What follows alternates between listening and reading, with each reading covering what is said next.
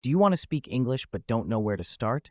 Maybe grammar feels hard, vocabulary feels endless, and speaking feels scary.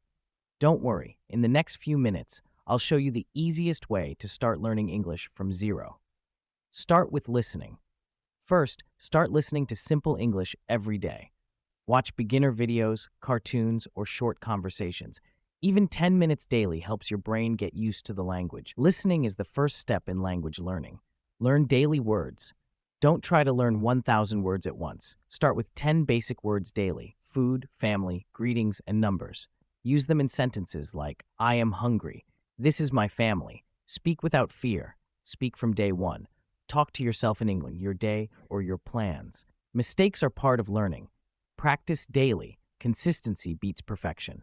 Practice reading, listening, speaking, and writing every day. Remember, start small, practice daily, and never quit. Your English will improve faster than you think. Subscribe for more easy English lessons.